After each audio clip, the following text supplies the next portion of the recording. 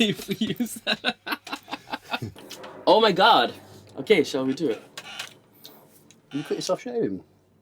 No, that's rash. Dermatitis. I think I had a... It's not contagious, bitch. Look at the wipe. Here we go. That's really clean, hasn't it? Yeah. So, why are we here today? I mean, I don't know. Why are any of us here? No, because rehearsals have happened, and we're excited about it. Rehearsals for what? For the Eurovision. Which is going to be in? Turin, in Italy. On? The 10th, the 12th, and the 14th of May of next week. Oh my god! I'm so proud that you remember the dates. So really, I thought you were excited about Eurovision.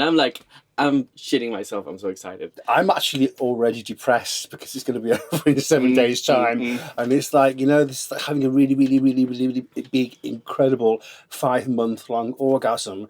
And then you explode. It's about 11:15 on Saturday night. And then you're just left empty, aren't you? There's nothing there. There's nothing there. You're just drained because your favourite song never wins. My favourite song never wins, but I do have very strange taste in most things, especially music. 2017, Amar Polishdois won. So I can say at least once my favourite one. It's never going to happen again.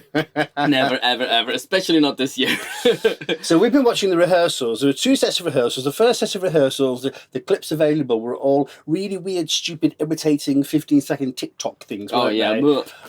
And then a couple of days later, each country had their second rehearsal, which gave us a little more insight into how the countries are starting to appear. And we got about a 45-second clip. So it's still not really... a slight indication of what they're going to look like. Yeah. And some, as this happens every year, some which we think aren't going to sound good always sound the best. And the ones that we think are going to do really well are a bit kind of, maybe it's all about expectations. Yes. So, but also, there has been some problems with the stage. I believe so. And you can see clearly in all the videos, there's this black hole sun thing. What's this?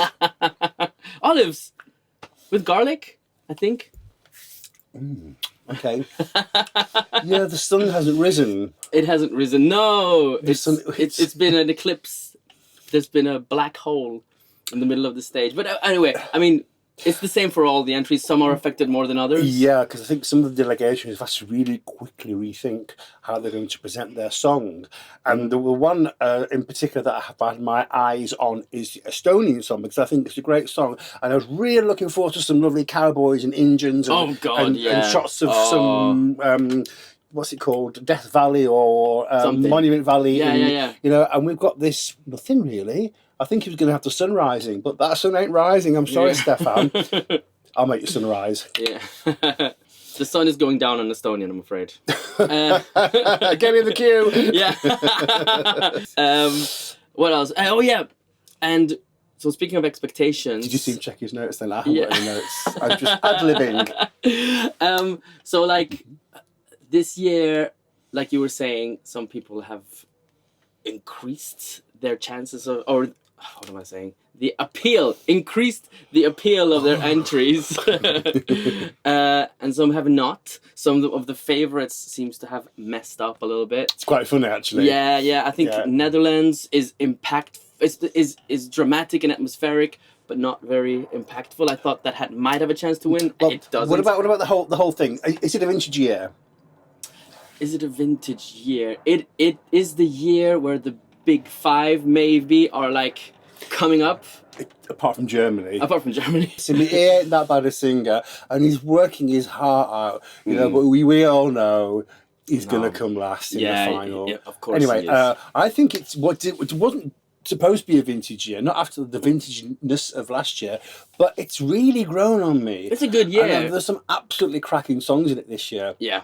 Some absolutely terrible songs too, but there's a lot more good songs than bad songs. And it feels like with the staging, it has evened out the playing field a little bit. There's no massive favourite, apart from, I would say, the Ukraine. Well, let's do them one by one. But what I want to make a quick point out is the bookmakers. Now, this really annoys me every year, and the bookmakers have been really at the forefront of a lot of events. I think probably over the last 10, 15 years, the bookmakers have made their odds quite obvious, and it really has sort of affected the excitement and the element of surprise on the whole competition. But now, this year, I liken it to the Grand National, which is a horse race, which has 40 horses in it. We have 40 songs in the Eurovision Song Contest. So in the Grand National, the songs, the horses that are not going to do well, the outsiders are all no more than 100 to 1. You'd never get a song that's 100 to 1 winning Eurovision, but my point is, if you check the odds now, I think I checked this morning, I think there's 13 songs out of the 40 that are 999 to 1. 30 of those songs are 100 to 1. Plus, it's like the bookmakers have already decided that 30 of those songs are just no point in them being there. They are three-legged donkeys. The bookmakers have got the Ukraine, Italy, Sweden, and United Kingdom as the four favourites, and I think Greece and Poland are flushing around there a little bit, but the rest have got no chance. And as a fan, it kills the excitement for us as well, because I mean I love Lithuania, I love Georgia, I love all these other countries, but I see they're like 500 to 1, and I thinking, why? They're not that bloody bad. So, do you know what I mean? Yeah, I know what you mean. But you have to angry. But it is to win. You have to keep in mind that it is to win. Countries could still really surprise and do really well. You would never have a horse in the Grand National that's 1,000 to 1. No. So the bookmakers are saying, I'm sorry, your song is absolutely shit, go back home. Anyway. I mean, in some cases I would agree, no. High five. No. I think all the songs, especially now, like, I kind of love all the songs. Even if the shit ones, because I love Eurovision, the songs are just stapled onto that. So now I'm like in the mood that I'm just in the mood to party, in the mood to have fun, in the mood to cheer everyone on, even though I might hate them. You know what I mean? Well, this is the thing as well. I mean, this was... You fans. Jesus Christ, what's got into you this year, you know? You're a fan of the Eurovision because you love Eurovision, and stop bitching it, you know? We love all the songs. Whether you hate them or not, you should like all the songs, and you should be giving your whole enthusiasm and support for every and country, for every single song, because you must remember that these poor singers who have been promoting their song for the last 3 months have been on this fucking strict rehearsal schedule in Turin or wherever. Well, some more than others, apparently. Well, yeah. For the last 2-3 weeks away from their family and friends and loved ones. And, you know, by the time they get to the Saturday night, if they're lucky enough to get to Saturday night, they are absolutely at their lowest of their low. Their voices might be going or whatever. And with all the interviews and everything, they just need the support. I mean, my voice is going already, and I've only been on air in 5 minutes. So, I mean, support all of them because they're wonderful people. So, Mr. Mark Dowd, Mr. BBC, our third proud member, has... I mean, who couldn't be here today because he's in Manchester, right? And he's absolutely lazy. And he's lazy. Actually, he's not lazy, he's wonderful. But he very graciously and lovingly sent us a voice message, speaking a little bit about, you know, the rehearsals and the finals and things. His thoughts. And he's... His thoughts, yeah. Just to interrupt you, he's the clever one of the three of us. He's the most methodical and thoughtful one. And his comments are very witty and generally absolutely spot on. And if they're not, we tell him that they're not. And sometimes smack him politely. But he's more... He's never complained about that. He's very religious as well, so he wouldn't complain about a quick slap. He likes a little flutter. Not a big flutter, a little flutter. So he will always see the songs from the perspective of how it's going to do with the jury voting and how it's going to do with the televoting and which songs are going to be worth putting money on. So that's a nice introduction to his... How long is the talk for? 10 minutes? 10 minutes. Oh, no, I'm editing. Don't edit, Mark. I'm joking, it's not 10 minutes. And here is Mr. Mark Dowd. Ta-da! Greetings from Mark in Manchester, part of the Eurobliss team. Goodness me, where to start with the events of the last week or so? I think there's two big stories, a negative and a positive. The negative, the stage, the way that great big sun object doesn't really respond with its LED screens and lights as planned, and is very slow in moving, and has caused a lot of the delegations to rethink their plans. There's some speculation that Italy's song may be punished by people because of the way that the Italian broadcasters have messed up here, but I think that's going a bit too far. But it is a shame to see so much comment in the first few days of rehearsals dominated by the stage. But the positive, of course, is the sort of massive impact of the Big Five. I mean, normally 2 or 3 of these countries every year is a laughingstock, and here we have a prospect where Italy, France, Spain and the UK could all come in the top 10. And a special thoughts for the UK, which, as I speak these words, has just gone second in the betting as a result of its second rehearsal. Epic vocal performance by Sam Ryder, some very over the top but glittery staging, looking a bit like the Crystal Maze or a lunar module. There's a lot of speculation about if the UK wins, whether Manchester, where I'm speaking these words from, will host next year's Eurovision, in which case I'm putting the price up for my Airbnb city centre apartment. Final comments from those of you who tuned into the 3 Eurobliss previews. As you all know, Poland was a great favourite amongst the 3 of us, and is still a great favourite for me. I don't think it's going to win, but I've still got very solid hopes it's going to come in the top 5. Very dark, mysterious, imaginative staging, and of course that voice by Ochman is to die for. Anyway, enjoy, and see you on the other side for our post-mortem programme.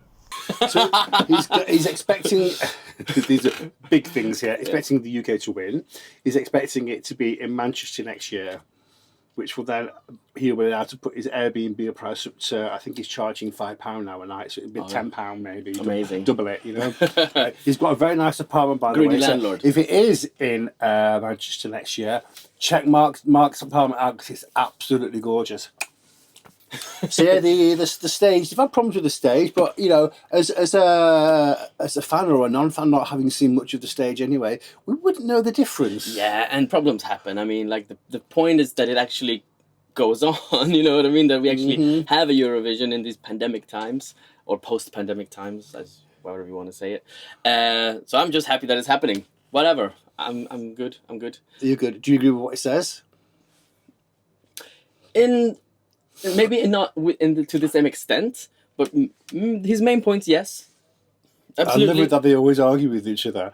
It's great fun for me to be stuck in the middle of these two blokes having a right go at each other. Yeah.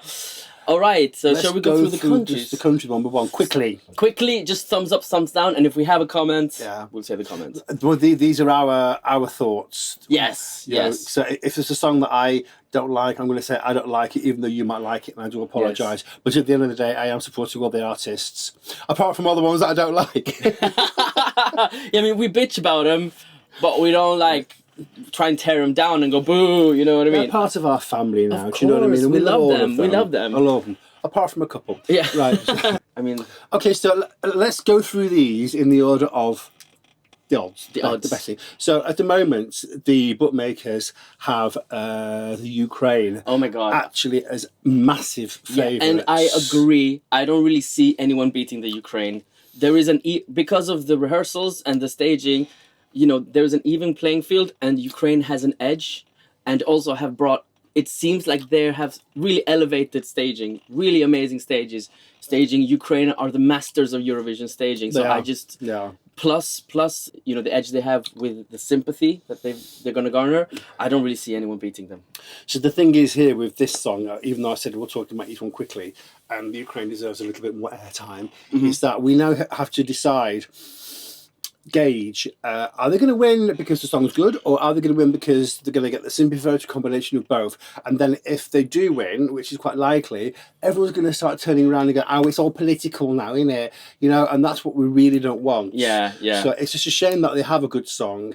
Rap never does well at Eurovision, so if a rap song does win, it'll be a first. I think Vara Hadurudar for Germany in 2000 was the highest placed rap song, and that came, I think it was 5th or 6th. So I mean, it's got to do. I mean, rap isn't everyone's cup of tea, or even cup of coffee. I mean, non m'avete fatto niente. Would you classify that as rap? No, that's rap. That's gorgeous. Yes, that's just fast Italian talking. That's just fast that's fast talking. That's not rap. There's a difference, for God's sakes. But Ukraine have got special staging, and they're going to get a huge amount of points. If Ukraine are very high up after the jury votes, yeah, they're going to win. It's yeah. Then that's sort of because the televotes, they're going to nail the televotes. Yeah, absolutely. Who's next on the list is Italy. No. What I've started doing actually, and I don't know how, because I'm a bit slow with stuff. Sometimes it can take me 20 years to realise something. Is that I've been listening to all the songs this year with all the subtitles on, and it's just really changed my opinion on all the songs that I don't understand. The Italian one being one of them, and it's a beautiful anti-love song. You know, I'm sitting there and. Because I actually do love Mahmoud, I live on his lips. Yes. I sit there crying. I was saying that in the previews that I was like so emotional from the lyrics. The lyrics are how you express a love or anti-love song without being cheesy and cliche. And they do it beautifully well. And my lovely Mahmoud comes on stage with these glasses on, which I think for me is we want to see his lovely eyes. We want to see him look at blank, but also the first rehearsal, the TikTok rehearsal, was with another artist. Blanco couldn't make it. Who's had a concert, blah, blah, blah, blah. And then Blanco came on, and he was quite off key. Yeah, I mean that could be for a lot of reasons. They could be tired, yada yada. I mean, I wasn't saying even in Sanremo that they were the best singers in the world, but I just think that it's not elevated enough since Sanremo to win. I think it's still a very good entry. It's going to do well, but not to win. Next. I would be happy if it won. If they can get their harmonies right, and the staging is incredible. All those lights, yeah. Does that work? Yeah.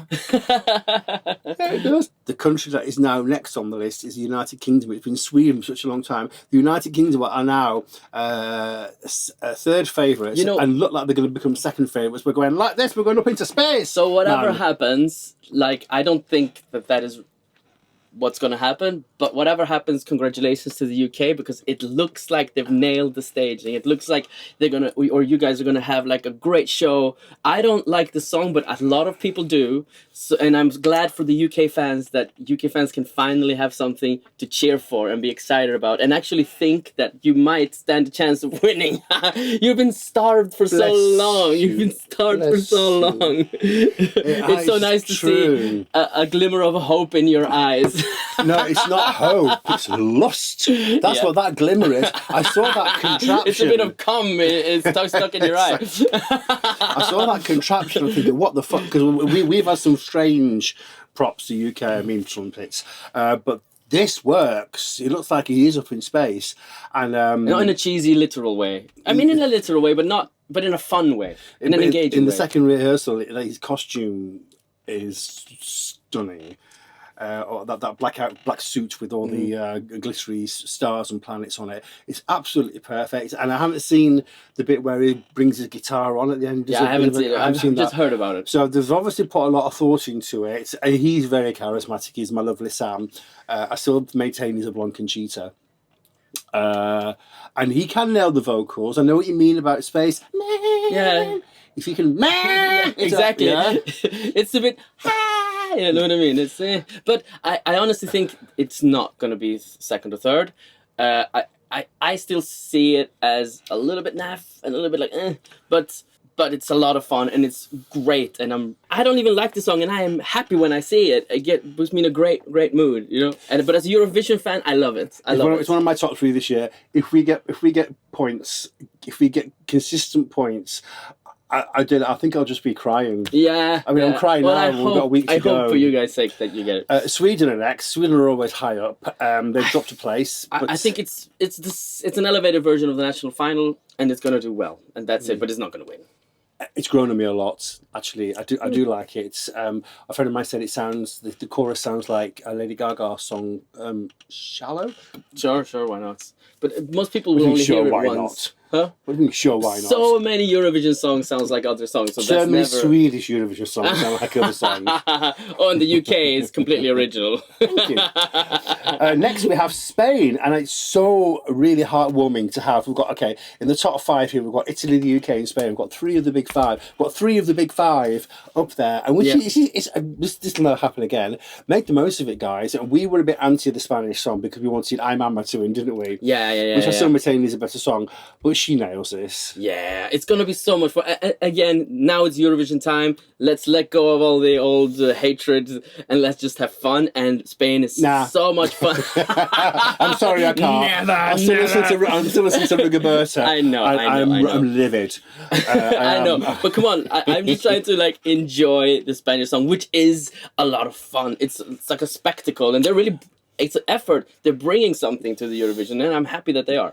And again, I listened to it with the subtitles on without realising that a lot of what she's saying was in English. So I can actually sing along now, like booty hypnotic and going, yeah.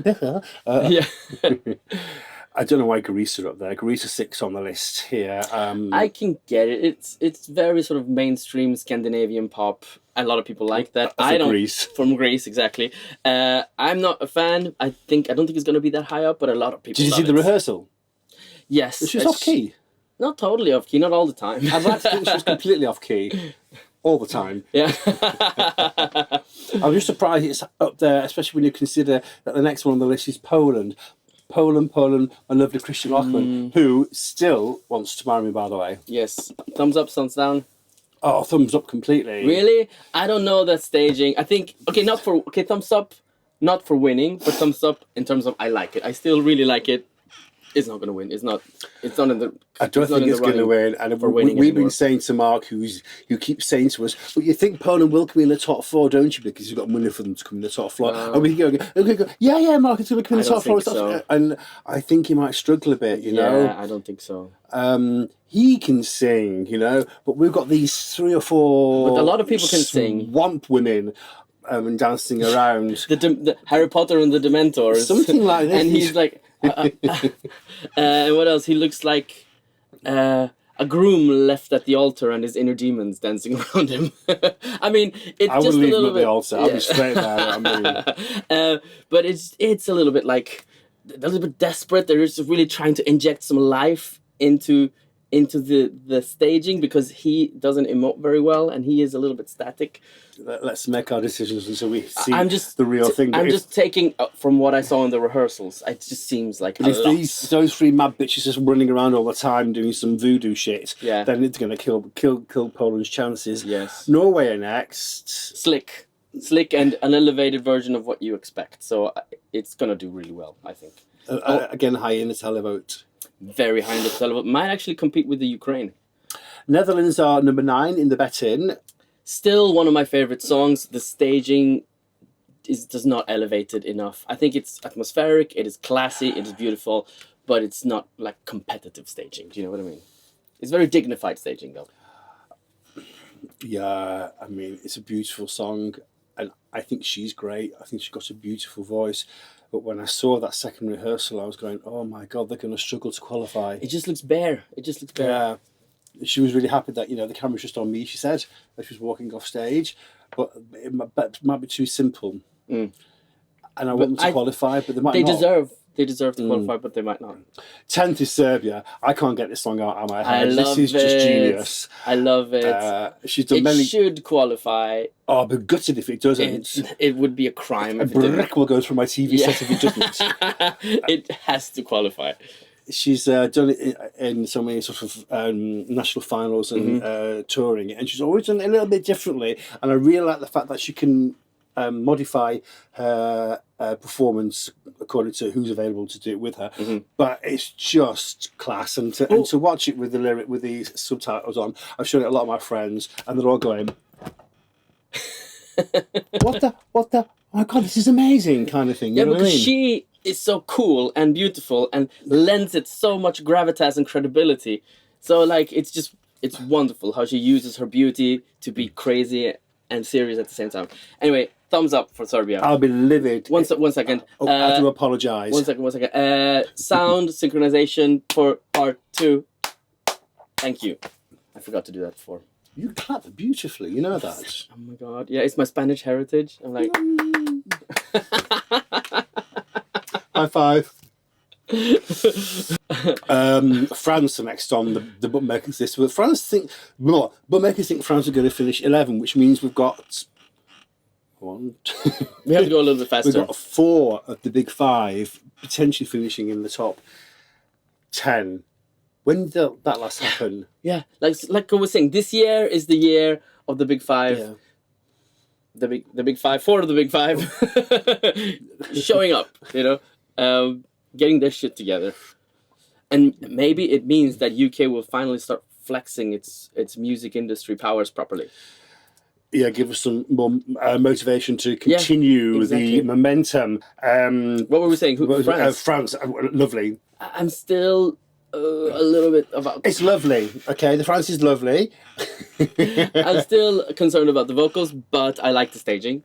You're concerned about the vocals because you're comparing them to Tangigeras. That's why you're as a singer, I'm concerned about the vocals because they're all singing together the same thing, so it needs to be tight. And I don't find it all that tight. It's still a little bit like...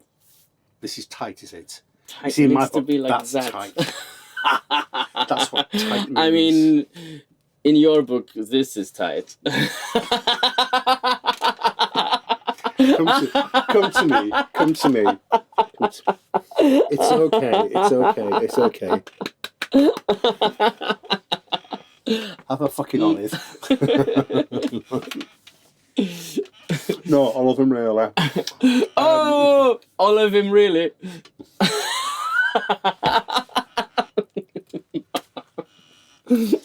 Appalling. Good to see Portugal high up as well. Oh my god. One of the Portuguese delegations had COVID. Close the contest. No. Oh, for fuck's sake. This is my biggest grower. From the studio... yeah.